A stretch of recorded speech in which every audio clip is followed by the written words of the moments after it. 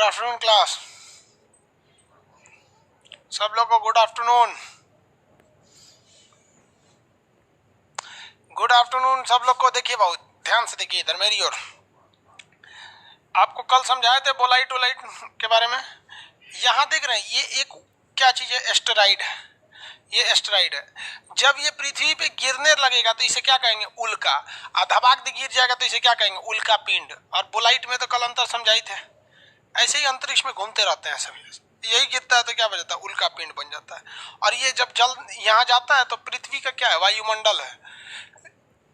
वायुमंडल इसे जला के क्या कर देता है, खत्म कर देता है। जिस वजह से ये जलते हुए दिखते हैं, तो जिन्हें हम लोग टूटता हुआ तारा या तारे जमीन पर कहते हैं, या स्ट्रोटिंग स्टार के नाम से जानते हैं। इसको देख के आप लोग मन्नत मांगते हैं। मानते हैं कि नहीं मानते? नहीं मन्नत मानते?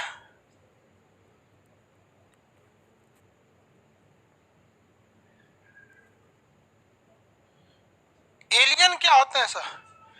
एलियन दूसरे ग्रह के प्राणी को बोला जाता है। अभी मिला ही नहीं है, ये एलियन मिला ही नहीं है। चलिए यहाँ तक तो हम आपको समझा दिए थे, यानी मेटर एंड मेटेरॉइड बता दिए थे। आगे अब पढ़ाना है। हम आपको बता दिए सौर मंडल।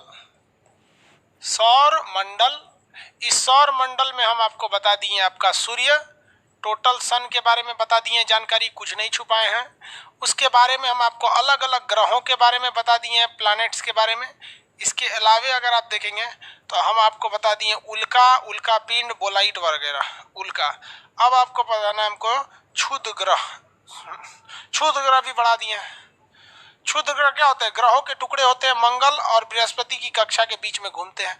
अब आपको पढ़ाना है धूमकेतु। धूमकेतु, धूमकेतु पढ़ाना है। इसको हम लोग कहते हैं कॉमेट्स। धूमकेतु पढ़ाना है, कॉमेट।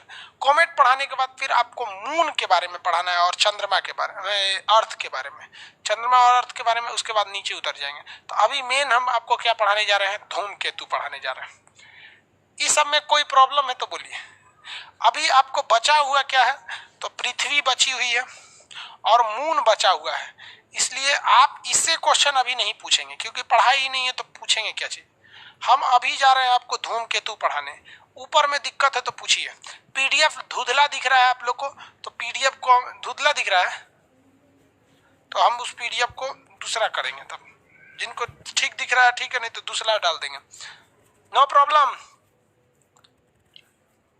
एगो पूछ रहा है सर ज्योतिषवा कब पढ़ाएंगे? ये पकड़वा, चंद्रमा वंद्रमा पढ़ा देंगे तो हाँ ज्योतिष छूट गया है। ओहो एकदम पगलाइल है सर, ज्योतिष कैसे होता है एकदम ज्योतिष। इसमें घर बनाने का भी एक तरीका होता है, निशान कोण, अग्नि कोण, पानी किधर होना चाहिए, जल किधर होना चाहिए, वो सब भी पढ़ेगा लोग।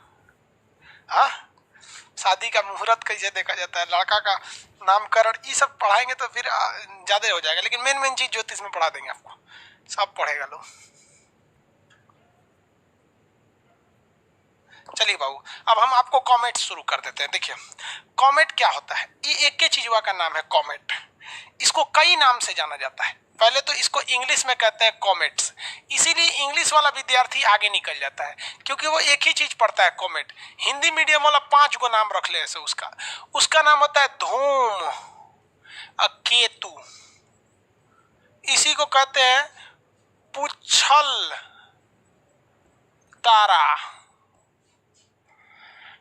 कोनो एगो चीज का ये 2 गो नाम जरूर रखेगा। जैसे इंग्लिश मीडियम वाला कहता है हार्ट, ई ससुरा हिंदी मीडियम वाला को कहता है दिल, फिर कहता है उसको हृदय। हृदय हिंदी मीडियम, इंग्लिश मीडियम वाला ब्रेन कहता है, हिंदी मीडियम दिमाग, मस्तिष्क, खोपड़िया।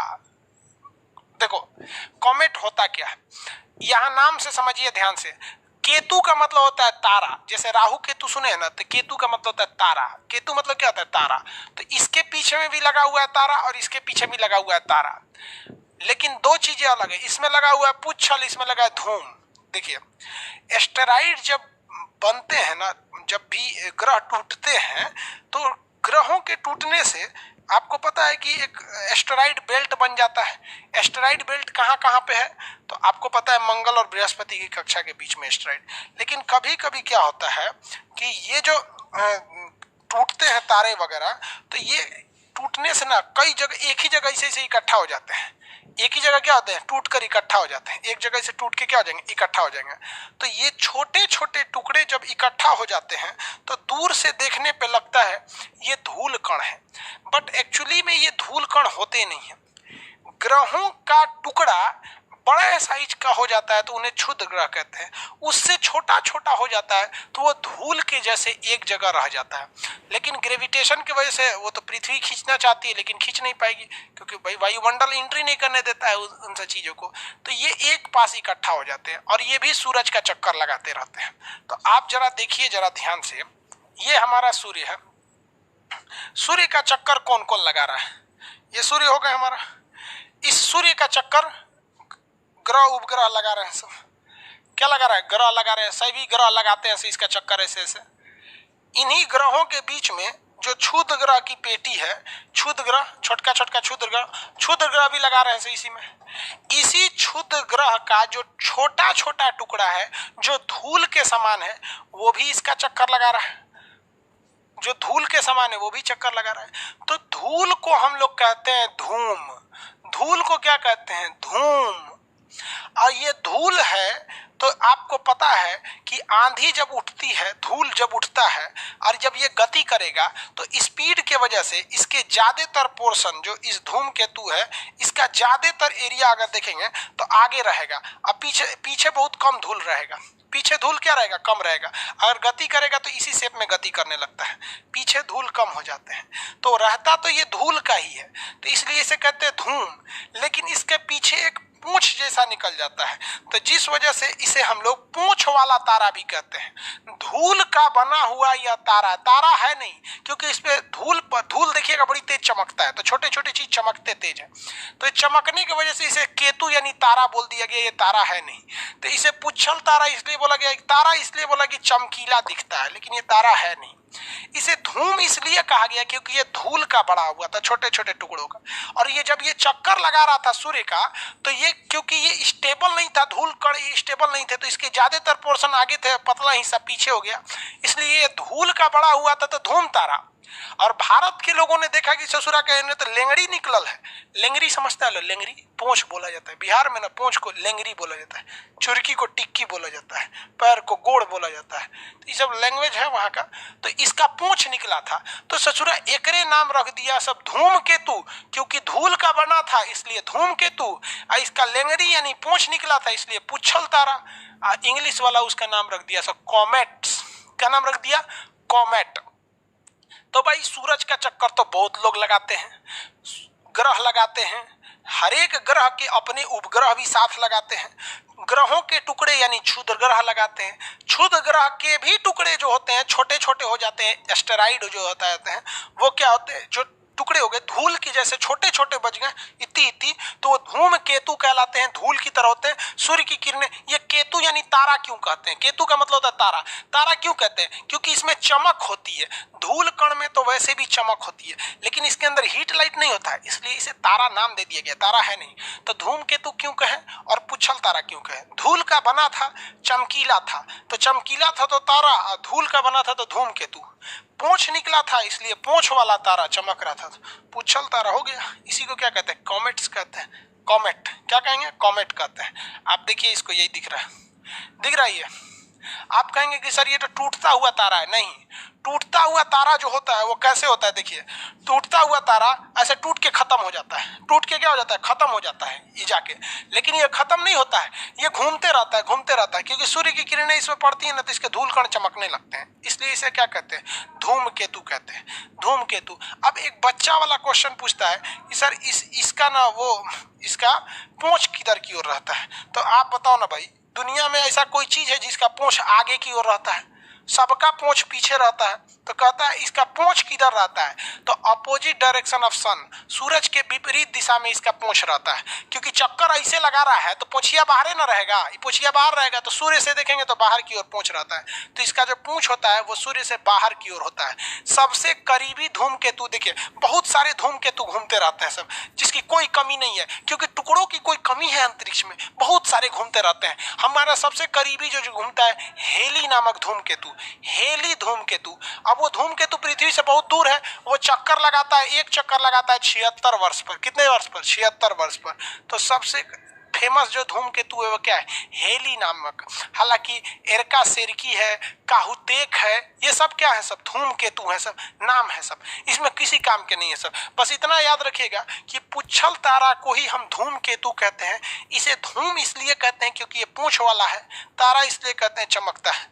पुच्छल इसलिए कहते हैं क्योंकि पूंछ है, तारा इसलिए कहते हैं क्योंकि चमकता है। सबसे फेमस कौन है? हेली। इसका एक बार इसका परिक्रमण काल कितने साल का होता है? 76 वर्ष पे दिखाई देता है। ये चमकना बंद नहीं करता है। चलिए हम आपको एक दिखा देते हैं, दोनों में अंतर समझा देंगे एक साथ। क्या कमेंट कर रहा है दूदू लाइन का सर जी?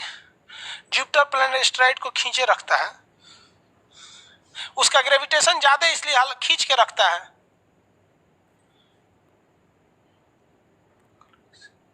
मंगल कैसे बुला लेता है? देखो कह रहा है कि सर जुपिटर जब खींच के रखता है तो मंगल कैसे बुला लेता है? आपका अपना दिमाग काम नहीं करता है। ये मंगल ग्रह है, आइए बृहस्पति है, ये बृहस्पति ग्रह, ठीक है। अब इनका कहना है कि वो खींच के रखता है तो ये बुला कैसे लेता है? देख बबुआ कैसे बुला लेता है। ये क्या है सब? ये क्षुद्र ग्रह है सब। तो भाई आप एक बात बताओ, देखो बबुआ जी पूछ रहे थे मोहित यादव जी, देखो यादव जी देखिए इधर, आई कौन ग्रह? आई ग्रह है बृहस्पति। कौन ग्रह है? बृहस्पति। आई मंगल। तो आई बृहस्पति का पावर इतने उरिया न रहेगा। जौन क्षुद्र ग्रह है पट्टी है उसको तो खींचिए लेगा, यह पट्टी वाला ना नहीं खींच पाएगा। इधर वाला तो खींचिए लेता है, अपनी ओर तो खींच लेता है क्योंकि ये इससे करीब पड़ जाता है, उससे करीब नहीं पड़ पाता है। कलिया सुतल थे, ऐसा कोई बात नहीं। यादव जी घर पढ़े होंगे तो दिमाग आया होगा कि लगता है खान सर गलत पढ़ा दिए। अच्छी बात है आप क्वेश्चन पूछे। देखो ये टूट कर खत्म हो जाएगा, ये टूट कर खत्म हो जाएगा, जबकि ये टूट कर खत्म नहीं होगा। ये है आपका टूटा हुआ तारा, इसे हम लोग कहते हैं उल्का। उल्का या मेटियोर कहते हैं, गिर गया तो उल्का पिंड। लेकिन ये क्या है? ये कॉमेट है। कॉमेट यानी ये धूमकेतु है, धूमकेतु। इसी को क्या कहेंगे? पुच्छल तारा।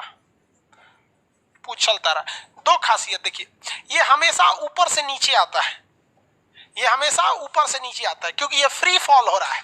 लेकिन ये इसका कोई डायरेक्शन नहीं, कभी ये ऊपर भी जा सकता है, नीचे भी आ सकता है, सीधे डायरेक्शन भी जा सकता है, पहला, ठीक है।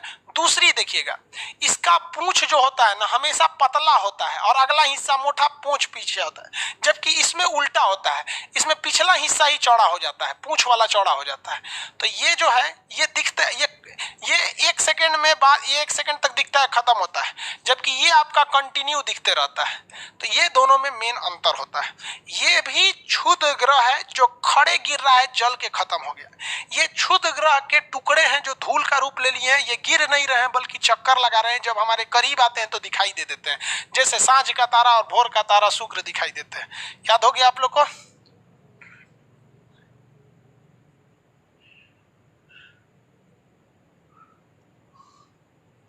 मंगल पर आदमी जा सकता है, अभी रिसर्च चल रहा है जाने के लिए। वहां पे मंगल पर आदमी जा सकता है, अभी रिसर्च चल रहा है, आने वाले में पहुंच जाएगा सब। फिर मंगल पे जाइएगा ना तो मंगल पे भी क्या होगा, कैसे झगड़ा शुरू होगा, ये वाला महाद्वीप, ये वाला महाद्वीप, ये तुम्हारा देश, ये हमारा देश, फिर देश के बाद ये तुम्हारा राज्य, ये हमारा राज्य, ये तुम्हारा धर्म, ये हमारा धर्म, ये तुम्हारी जाति, ये हमारी जाति। लेकिन अभी देखिए मंगल पर एकदम शांति है, जैसे मानो जाएगा खरमंडल मचा के रख देगा वहां।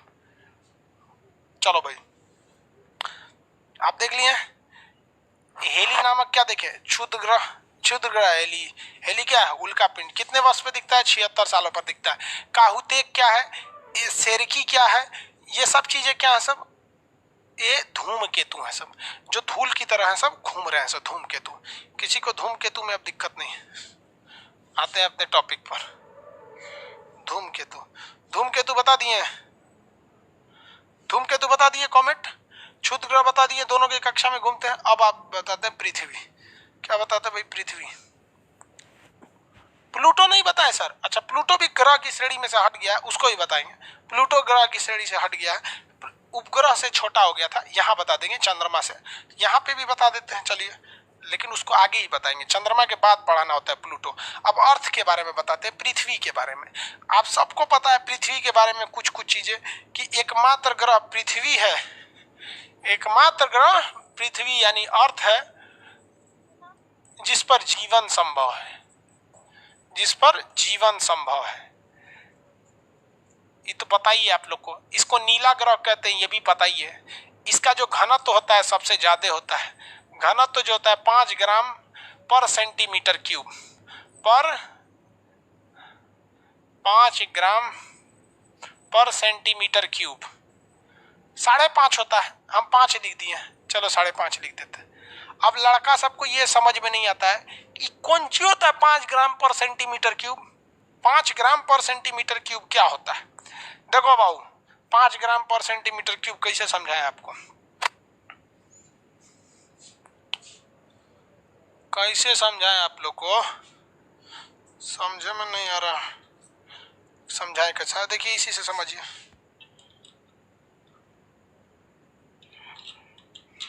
दूसरा समझा देते, कौन चीज से समझाए भाई? हाँ समझिए, एगो डिब्बा है, ये खोखला है, हमको ऐसे ही एगो डिब्बा लेना है। बकलोलवा क्या बोलता है ऐसे? मंगल पर जीवन समय बोलते रहे बहुत।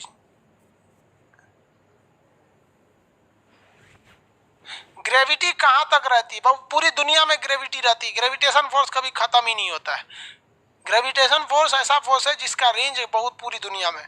यहाँ देखिए घनत्व तो कैसे निकाला जाता है। घनत्व 5.5 ग्राम पर सेंटीमीटर क्यूब। एक ऐसा डिब्बा लेना है आप लोग को जिसकी लंबाई 1 सेंटीमीटर हो, चौड़ाई 1 सेंटीमीटर हो और ऊंचाई 1 सेंटीमीटर हो। ये 1 सेंटीमीटर का तो है नहीं, देखो भाई ध्यान से समझना। एक ऐसा डिब्बा लेना है आपको जिसकी लंबाई भी 1 सेंटीमीटर, चौड़ाई भी 1 सेंटीमीटर और इसकी गहराई भी 1 सेंटीमीटर। समझ में आ गया कि नहीं आ गया? तो 1 सेंटीमीटर लंबाई, 1 सेंटीमीटर लंबाई, 1 सेंटीमीटर चौड़ाई और 1 सेंटीमीटर गहराई। तो एक का गुणा करेंगे तो 1 के रह जाएगा centimetre centimetre centimetre centimetre cube, यानी 1 सेंटीमीटर क्यूब। तो इसी को कहते हैं सेंटीमीटर क्यूब। ऐसा डिब्बा रखिएगा और उसमें पृथ्वी से उठा के मट्टी रखिएगा। क्या रखिएगा? मट्टी रखिएगा। उसका भार देखेंगे 5.5 ग्राम आएगा। कितना ग्राम आएगा? 5.5 ग्राम आएगा। इसी को कहा जाता है घनत्व। यानी 1 सेंटीमीटर क्यूब के आयतन में कोई चीज कितना ग्राम आती है उसी को कहते हैं घनत्व। समझ में आ गया कि नहीं आ गया? किसी को कोई दिक्कत नहीं? पता नहीं समझा सबकी नहीं। घनत्व समझ में आ गया कि 1 सेंटीमीटर लंबा, 1 सेंटीमीटर चौड़ा और 1 सेंटीमीटर गहरा कोनो गड़हा में, कोनो डिब्बा में, कोनो बर्तन में, ढक्कन में अगर आप पृथ्वी से उठा के कहीं से भी मट्टी उठा के रखेंगे तो उसका भार लगभग 5.5 ग्राम आता है। इसी को कहा जाता है घनत्व। समझ में आ गया? पृथ्वी का घनत्व। किसी चीज का घनत्व निकालिएगा। अब एक बात बताते हैं हम आपको, निकालिए तो। किसी चीज का घनत्व 20 ग्राम है। 20 ग्राम पर सेंटीमीटर क्यूब है, मतलब 1 सेंटीमीटर क्यूब लंबा चौड़ा करके निकालिएगा तो उसमें कितना ग्राम आएगा? 20 ग्राम। हाँ समझ गया सर।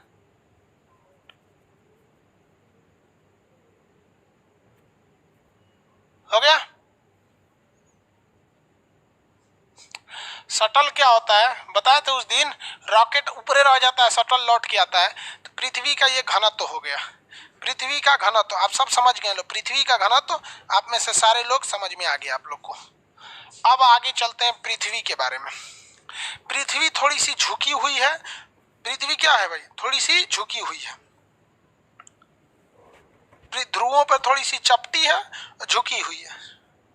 ध्रुवों पर थोड़ी चपटी और झुकी हुई है। ये पृथ्वी जो है ना ऊपर हल्का सा चपटा है, इस टाइप का चपटा है। तो जब कोई भी चीज चपट जाता है, क्या हो जाता है? चपट जाता है तो उसका व्यास कम हो जाता है। उसका व्यास क्या हो जाता है? कम हो जाता है। तो देखो बबुआ व्यास कैसे कम होगा।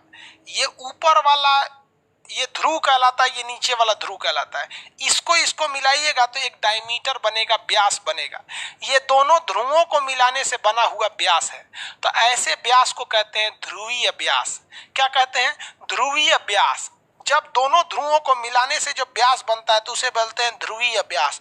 ये व्यास जो होता है ये ध्रुवों को मिलाने से बनता है। इसकी लंबाई होती है 12,714 किलोमीटर। ध्रुवीय व्यास कितना है? 12,714 किलोमीटर। लेकिन यह पृथ्वी बीचवा में से चपटा नहीं, बीचवा में से छितराइल है, तो इससे भी मिलाएंगे तो ये भी एक डायमीटर बनेगा। तो इसे क्या कहते हैं? विषुवतरेखीय व्यास। विषुवतरेखीय व्यास ये है 12,756 किलोमीटर। 12,756 किलोमीटर। यानी पृथ्वी का जो विषुवत रेखा वाला भाग है, विषुवत भाग, वो है आपका 12,756 किलोमीटर। जबकि दोनों ध्रुवों को मिलाए हैं तो ये आया है 12,714 किलोमीटर। इसको घटाएंगे तो 42 दशमलव समथिंग आता है। यानी इसको आप 42 मान सकते हैं या 43 मान सकते हैं, दोनों के बीच में आता है, क्योंकि हम पॉइंट वाली वैल्यू को नहीं रखे हैं। तो पृथ्वी ऊपर से चपटा है, तो दोनों चपटका को मिलाएंगे तो उसे कहते हैं ध्रुवीय व्यास। अब बीचवा में छितराइल है तो यहाँ पे, तो ये क्वेश्चन 10 बार पूछ चुका है कि ध्रुवीय व्यास और विषुवतरेखीय व्यास में कितने किलोमीटर का अंतर है। तो 42 रहेगा तो दीजिए, या तो 43 दीजिए। बाकी के ऑप्शन में बहुत ज्यादा का डिफरेंस रहता है, कोई 52 देगा, कोई 35 देगा। ये एक्यूरेट होता है 42.3। तो अब कभी कभी से 42 दे देता है, कभी कभी 43 दे देता है। तो ध्रुवीय व्यास और विषुवतरेखीय व्यास में अंतर समझ में आ गया आप लोग को। पृथ्वी का ध्रुवीय व्यास घनत्व कितना होता है? 5.5 होता है। दुनिया में सबसे ज्यादा घनत्व पृथ्वी का होता है। इतना समझने के बाद आगे बढ़ते हैं। बेवकूफ सब आगे का क्वेश्चन पूछ रहा है, सर ये कैसे होगा? ये क्वेश्चन जो बता रहे हैं बस इतने में रहिए लोग, अगवा का क्वेश्चन में पूछ रहा है।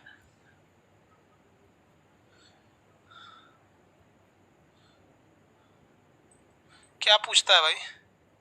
सर पृथ्वी का झंडा कैसा है? संजीव सिंह, पृथ्वी के कौन झंडा है रे बकलोलवा?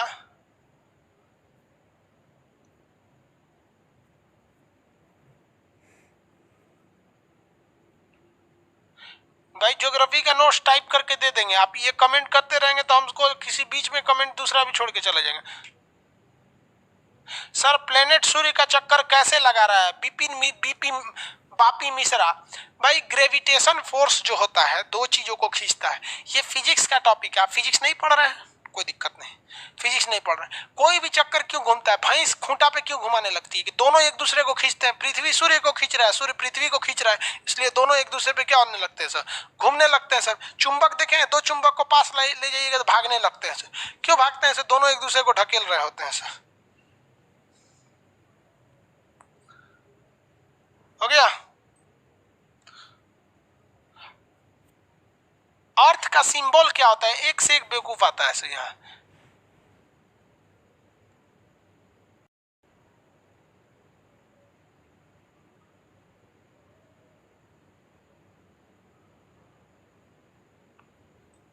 देखो को बाबू, जब हम 5 में पढ़ते थे ना तो हमें पढ़ाया गया था कि पृथ्वी नीली क्यों है? तो इस पे बहुत ज्यादा मात्रा में जल है, इसलिए नीला दिखता है।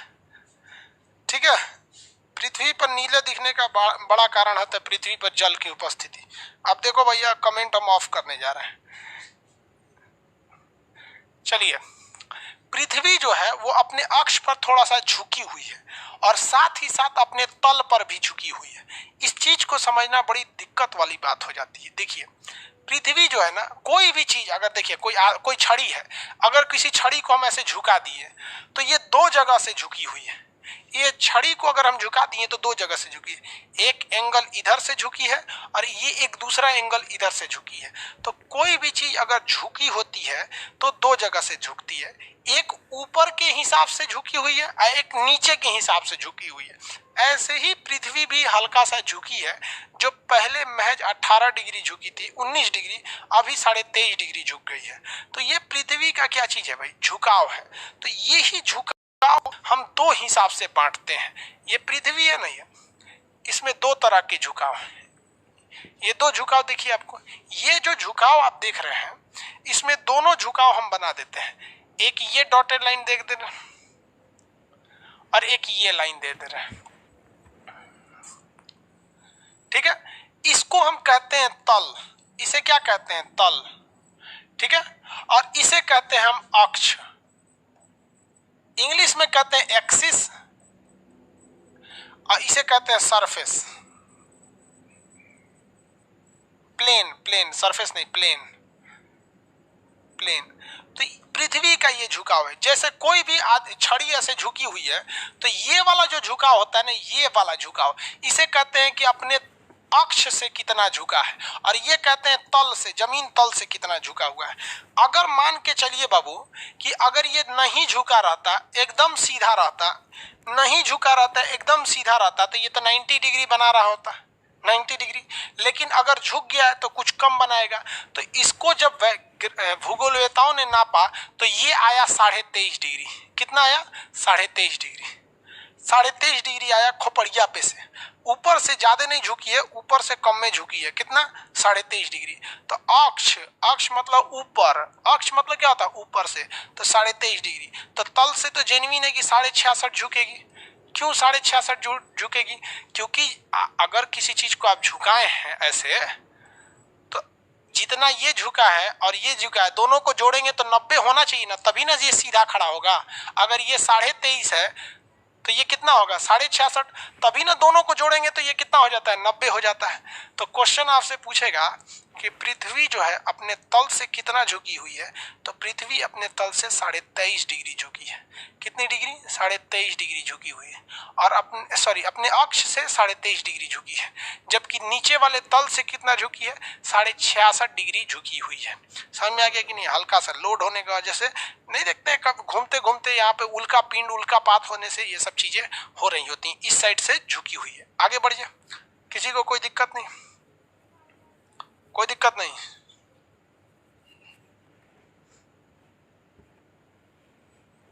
उल्का पात यानी उल्का पिंड के गिरने से झुक गई है 23.5 और 66.5 डिग्री। दो चीजें याद रखिएगा, झुकाव पृथ्वी का, एक झुकाव होता है उसके एक्सिस यानी अक्ष से 23.5 डिग्री का होता है, एक झुकाव होता है उसका तल से जो 66.5 डिग्री का होता है। पृथ्वी सीधी नहीं है, ये वाला झुकाव ज्यादा पूछता है, अक्ष से कितना झुकी है। अब पृथ्वी की दो गति, एक होती है घूर्णन गति और एक होती है आपकी परिक्रमण गति। घूर्णन और परिक्रमण ये दो चीजें होती हैं, तो इसमें दोनों गति देखते हैं। पहला हो गया पृथ्वी का घूर्णन और इससे होने वाली घटनाएं, पृथ्वी का घूर्णन गति। घूर्णन देखिए, पृथ्वी जो होती है वो चक्कर लगा रही है सूरज का, अपना भी अक्ष पर घूमती है, सूरज का भी घूमती है, तो इससे कुछ घटनाएं होती हैं, समझिए इसे। घूर्णन का मतलब होता है अपने जगह पर घूमना। ये क्या होता है? घूर्णन होता है, अपने जगह पर घूमना। ये क्या हो गया? घूर्णन। पंखा क्या करता है? घूर्णन करता है, पंखा घूर्णन करता है। तो पृथ्वी के घूर्णन करने से हमें क्या क्या चीजें देखने को मिलती है, पृथ्वी के घूर्णन गति से हमें क्या क्या देखने को मिलता है, वो चीज समझिए। सबसे पहली घटना जो पृथ्वी के घूर्णन से होती है वो दिन और रात का होता है। दिन और रात, दो चीजों का होना, पृथ्वी का घूर्णन के कारण ही दिन और रात हो जाता है। जैसे मान लीजिए कि आप जो कैमरा सामने है वो क्या है? सूरज है, तो मेरे यहाँ पे क्या हुआ है? दिन हुआ है। हम ऐसे घूम जाएंगे तो मेरे चेहरे पर क्या हो गया? रात हो गया। और ये जो रात था पहले अभी दिन हो गया, तो ये अभी क्या है? दिन है। ये देखिए, ये इधर जाएगा तो मेरा बाल क्या हो गया? रात हो गया। और ये क्या हो गया? दिन हो गया। तो दिन और रात की घटना घूर्णन के कारण होती है।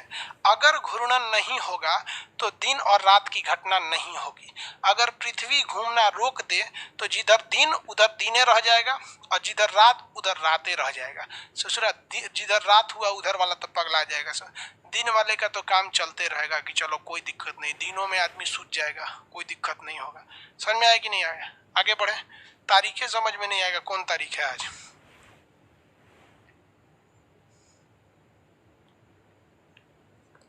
आगे बढ़े। दिन और रात की घटना होती है। और क्या चीज होता है? टाइड एंड ईव। क्या चीज होता है? टाइड एंड ईव। अब ये टाइड एंड ईव किसे कहते हैं? अब आप बताइए, कभी भी कोई चीज घूमती होती है, घूम रही होती है तो उससे एक झटका लगता है। पृथ्वी के घूमने से क्या होता है, एक झटका लगता है। इस झटका को हम लोग कहते हैं कोरियोलिस फोर्स। इस झटका को क्या कहते हैं, कोरियोलिस बल। क्या कहेंगे, कोरियोलिस बल। कोई भी चीज अगर घूम रही होती है तो आप अगर महसूस करिएगा तो एक झटका को उत्पन्न करती है। जैसे थाली में पानी लेके ऐसे घूमिएगा तो पनिया ऐसे छलक जाता है, थाली में पानी लेके ऐसे घूमेंगे तो छलक जाएगा। तो घूमने के कारण एक बल उत्पन्न होता है, जिस फोर्स को हम लोग हिंदी और इंग्लिश दोनों में कोरियोलिस बल कहते हैं। कोरियोलिस बल क्या कहते हैं, कोरियोलिस बल। इसके क्या कहते हैं, कोरियोलिस बल कहते हैं, घूमने के कारण। और इसी घूमने के कारण ये कोरियोलिस बल जो होता है समुद्र की लहरों को उठा देता है। समुद्र की लहरों को क्या करता है, उठा देता है। तो समुद्र की लहरों को उठना क्या कहलाता है, ज्वार। लेकिन उठैले थोड़ी रहेगा, वापस जाएगा पानी, तो उसे क्या कहते हैं, भाटा। ज्वार भाटा, ज्वार भाटा। इंग्लिश में टाइड ईब, टाइड है ना, ईब। तो इस कोरियोलिस बल के कारण समुद्र में क्या आता है, ज्वार और भाटा, ज्वार और भाटा। तो ये समुद्र में आता है आपका ज्वार और क्या आता है, भाटा आता है। ज्वार भाटा, टाइड एंड ईब। लेकिन ज्वार वहीं देखने को मिलेगा जब समुद्र के रास्ते में कोई जमीन आ जाए, तब ना समुद्र की लहरें ऐसे उठेंगी, जमीन के ऊपर जाएंगी तो कहेंगे कि ज्वार आया है, पानी लौट जाएगा तो कहेंगे भाटा। और अगर समुद्र के बीच में कोई जमीन नहीं है, समुद्र के बीच एरिया है, तो वहाँ जो लहरें हैं वो ज्वार भाटा नहीं ले पाएंगी, बल्कि तेजी से बहने लगेंगी, जिसे जल धारा कहते हैं। जिसे क्या कहते हैं, जल धारा। क्या कहा जाता है, जल धारा कहा जाता है। तो ये जल धाराओं को उत्पन्न करती है, बीच समुद्र में जल धाराओं को उत्पन्न करती है। जब ये तट पर आती है तो इसे को क्या कहते हैं, ज्वार और भाटा, ज्वार भाटा कहते हैं। किसी को कोई दिक्कत नहीं है, आगे बढ़ जाओ। ज्वार भाटा। इसी के कारण हमारे पृथ्वी पर धीमी गति से हवाएं चलती है। पृथ्वी ऐसे घूम, जैसे मान लीजिए पंखा नहीं चल रहा है, खुद से सोच के देखिए, अगर पंखा नहीं चल रहा है, बहुत गर्मी लग रही है, लेकिन आप ऐसे ऐसे घूमिएगा ना तो आपको लगेगा कि नहीं गर्मी नहीं, थोड़ा सा हवा लग रहा है। तो जो धीमी गति से हवाएं चलती हैं उन्हें कहते हैं समीर। तो इसके वजह से समीर चलती है। समीर को इंग्लिश में ब्रिज कहते हैं। समीर को इंग्लिश में क्या कहते हैं, ब्रिज, ब्रिज कहा जाता है। तो पृथ्वी जो है वो अपने अक्ष पर घूम रही है, जिस तरह से पंखा घूम रहा होता है, उसकी वजह से दिन और रात की घटनाएं होती हैं। एक झटका बल एहसास होता है जिसे हम कहते हैं कोरियोलिस बल। ये कोरियोलिस बल समुद्री लहरों को उत्पन्न करती है। ये लहर जब तट पर जाती हैं तो ज्वार भाटा को उत्पन्न कर देती हैं। और पृथ्वी के घूमने की वजह से जो वायुमंडल में टकराने से इंसान को जो धीमी धीमी गति से हवा चलने का एहसास होता है, उसे हम कहते हैं समीर कहते हैं। ये सारी घटनाएं पृथ्वी के घूर्णन के कारण होती है। पृथ्वी अपने अक्ष पर क्या कर रही होती है, घूम रही होती है। तो घूर्णन से होने वाली घटनाएं समझ गए।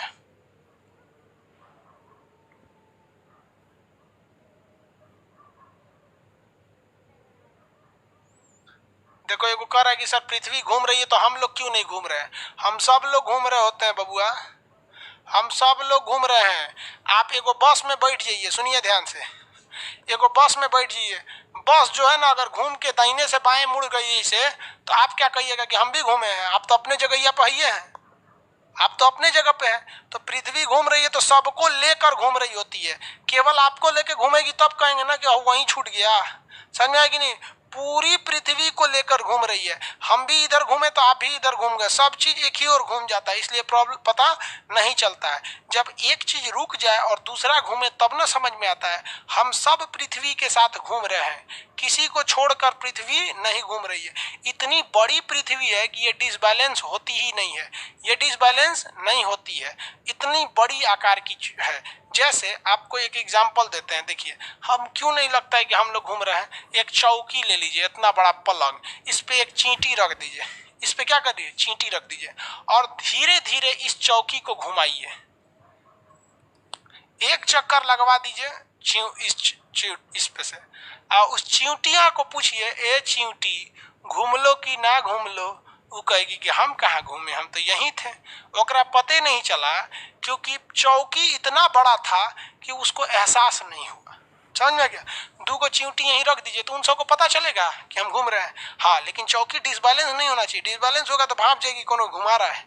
तो पृथ्वी डिसबैलेंस नहीं होती, आराम से घूम रही होती है।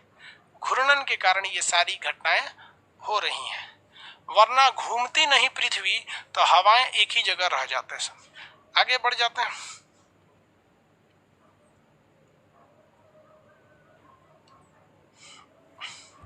किसी को कोई दिक्कत नहीं है? पृथ्वी कितने देर में घूमती है? 24 घंटा में। कितने घंटे में घूमती है? 24 घंटे में घूम जाती है। आगे बढ़ जाए। अब देखते हैं क्या हो गया। पृथ्वी का ये तो घूर्णन हो गया। अब इधर देखते हैं पृथ्वी का परिक्रमण। परिक्रमण, रिवोल्यूशन, परिक्रमण, इसे हम क्या कहते हैं? रिवोल्यूशन। उसे क्या कहते हैं? रोटेशन। इसको क्या कहा गया था? रोटेशन। रोटेशन।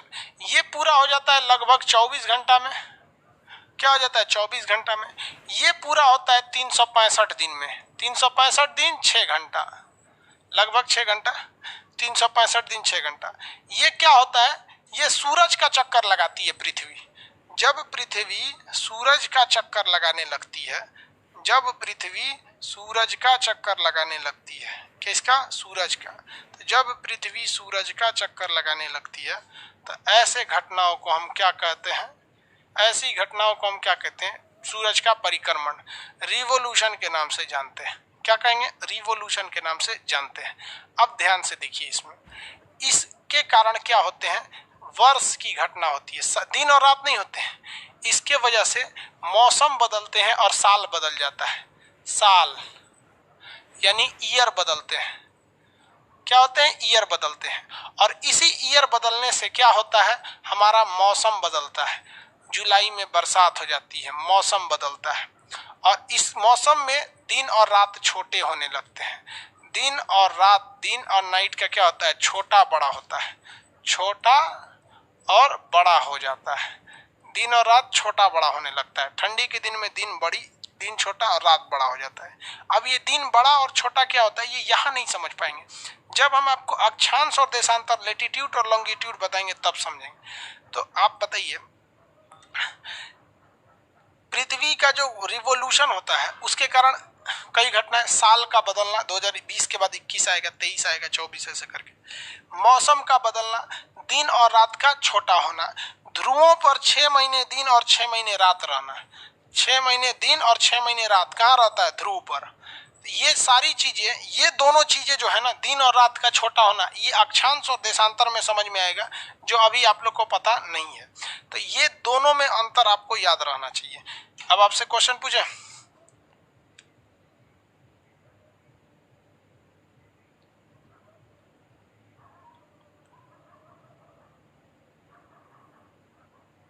हो गया? एक कोई बेवकूफ यहाँ आके ब्लैक होल पूछ रहा है, पढ़ा दिए रे ब्लैक होल। पिछला क्लास देखो, देखिए क्वेश्चन बताइए तो, कोरियोलिस बल किसके कारण? रोटेशन या रिवोल्यूशन? कोरियोलिस बल किसके कारण होता है? रोटेशन या रिवोल्यूशन? कोरियोलिस बल की घटना रोटेशन या रिवोल्यूशन? फटाफट आंसर दीजिए। कोरियोलिस फोर्स रोटेशन या रिवोल्यूशन?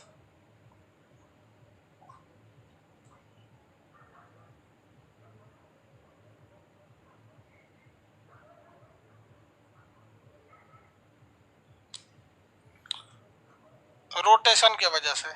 ध्रुवों पर 6 महीना दिन और 6 महीना रात किसके वजह से? ध्रुवों पर 6 महीने दिन और 6 महीने रात किस वजह से? 6 महीने दिन और 6 महीने रात, revolution. Very good, revolution. Revolution. ज्वार भाटा किसके वजह से? ज्वार भाटा,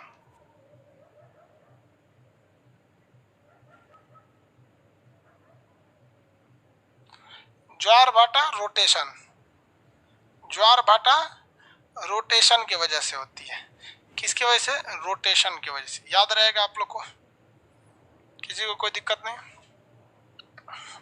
चलिए आपको एक पढ़ाया हुआ टॉपिक है, दोबारा पूछते हैं, याद है कि नहीं याद है।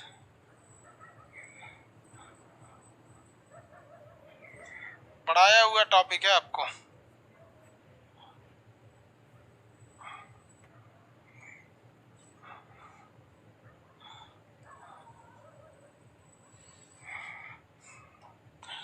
आंसर दीजिए तो आप लोग।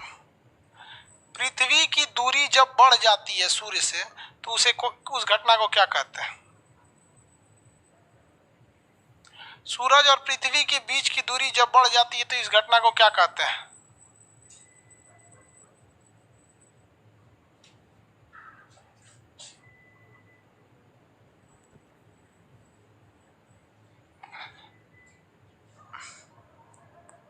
अपसौर। Very good. देखिए ध्यान से, इनके बीच की जो दूरी होती है वो घटते बढ़ती रहती है, क्योंकि पृथ्वी और सूर्य तो रुके हैं नहीं, ये चक्कर लगा रहे हैं, इसलिए इनके बीच की दूरी बढ़ते घटती रहती है। इनके बीच की दूरी 14.9 करोड़ किलोमीटर होती है, लेकिन एवरेज इसे हम कितना मानते हैं? 15 करोड़ किलोमीटर। सूर्य और पृथ्वी के बीच की दूरी, औसत दूरी कितनी है? 15 करोड़ किलोमीटर ये दूरी है। इस दूरी को हम क्या कहते हैं? एस्ट्रोनॉमिकल यूनिट या खगोलीय इकाई कहते हैं। ये हम पढ़ा दिए हैं, खगोलीय इकाई हम पढ़ा दिए हैं। समझ में आ गया कि नहीं आ गया? पढ़ा दिए। सूर्य और पृथ्वी के बीच की दूरी जब घट जाती है तो इसे कहते हैं उपसौर। क्या कहते हैं? उपसौर। किसी को कोई दिक्कत नहीं है? उपसौर को इंग्लिश में क्या कहते हैं? पेरीहेलियन। और उसे क्या कहते हैं? एपीहेलियन। उपसौर, अपसौर। उपसौर किस दिन होता है? 3 जनवरी को। 3 जनवरी को। इस दिन क्या पड़ता है? ठंड पड़ता है। ये हम बता दिए थे कि 3 जनवरी को ठंड क्यों पड़ता है पिछले क्लास में, जब आप देखेंगे जहां हम सौर, उपसौर और अपसौर पढ़ा रहे हैं। अपसौर। अपसौर किसे कहते हैं? जब पृथ्वी और सूर्य के बीच की दूरी बढ़ जाती है। ये कब बढ़ती है? 4 जुलाई। इस दिन क्या पड़ता है? गर्मी पड़ता है। और ये हम रीजन बता दिए हैं कि जब ये दूर भी रहता है तो दूर होने के बावजूद गर्मी क्यों और करीब होने के बावजूद ठंड क्यों? ये हम पढ़ा चुके हैं कि पृथ्वी झुकी हुई है। पृथ्वी कैसे झुकी है? इस लाइन को क्या कहते हैं? फटाफट आंसर दीजिए, ये पढ़ाया हुआ टॉपिक है। इस लाइन को क्या कहते हैं?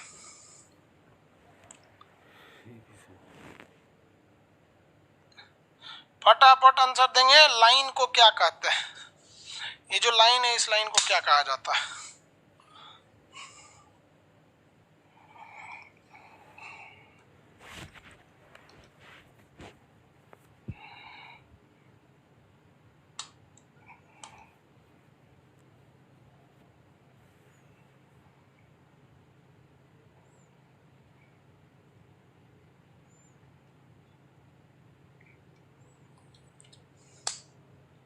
एपिसाइड line. Very good.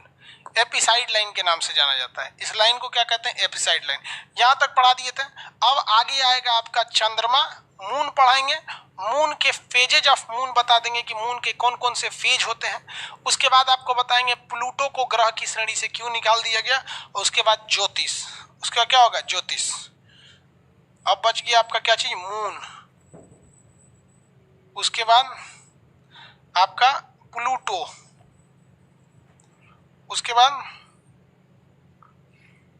Astronomy, astrology, ज्योतिष।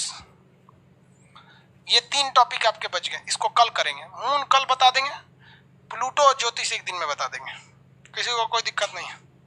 चलिए अगला क्लास कल देखेंगे। आज के लिए इतना ही।